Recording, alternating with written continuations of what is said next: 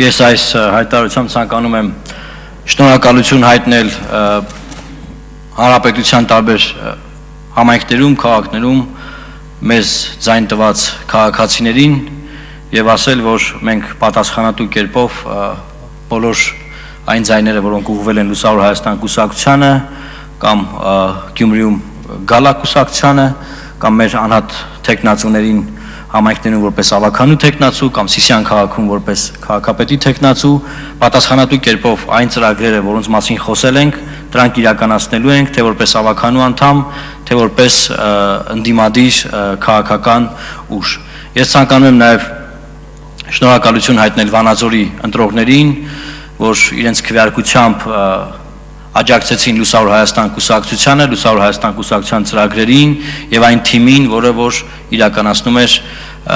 քարոզարշավ այս օրերին Վանաձոր քաղաքում։ Տեսեք, մենք ունենք բացառիկ հնարավորություն կոնկրետ Վանաձոր քաղաքում այս անգամ եւ կարծում եմ առաջին անգամ հանրապետությունում ունենալու հանրապետական ընդդիմադիր խմբակցություն։ Հնարավորությունը հետեւյալն է։ Հանրապետական կուսակցությունը ստացել է 13 մանդատ, Հայ-Հեղափոխական դաշնակցությունը ստացել է 2 մանդատ, այսինքն կոալիցիոն գործընկերներով նրանք միասին ունեն 15 մանդատ։ Լուսավոր Հայաստան կուսակցությունը, Հայկական վերածնունդ կուսակցությունը եւ Բարգավաճ Հայաստան կուսակցությունը միասին ունեն 18 մանդատ։ Եվ մենք ցանկանում ենք եւս մեկ անգամ խոսել այն հնարավորության մասին, բացառիկ հնարավորության մասին, որ ընդդիմադիր ուժերով մենք կարող ենք Վանաձորում տեղական մակարդակում ձևավորել բազմակուսակցական տեղական ինքնակառավարման մարմին եւ համամասնորեն բաշխելով տեղական իշխանությունը տվյալ քաղաքական ուժերի թիմերի միջև իրականացնել մեր համատեղ ծրագրերը հանուն Վանաձորի եւ հանուն վանաձորցիների։ Մենք գնացել ենք վանաձորցիների այս պահանջին եւ մենք կարծում ենք, որ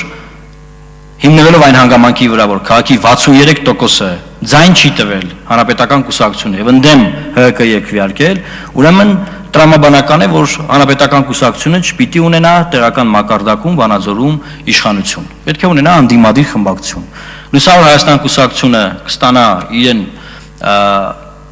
հասած 10 մանդատները եւ ավականու առաջին նիստում, ինչպես օրենքն է նախատեսում, մենք կառաջադրենք մեր տեխնացուին, որով որ մասնակցում էինք ընտրություններին, որպես Վանաձոր համայնքի քաղաքապետի տեխնացու։ Եվ հույս ունենք այս անգամ ընդդիմադիր ուժերի կոնսոլիդացիայի արդյունքում, մեր առաջարկի բավարարման արդյունքում Վանաձոր քաղաքում ձևավորելու տեղական ինքնակառավարման մակարդակում ընդդիմադիր ուժերից ձևավորված տեղական իշխանություն։ Սա բացառիկ հնարավորություն է, եւ այս հնարավորությունը բաց թողնելու պարագայում ես կարծում եմ մենք այլևս նման հնարավորություն չենք ունենա։ Շնորհակալություն։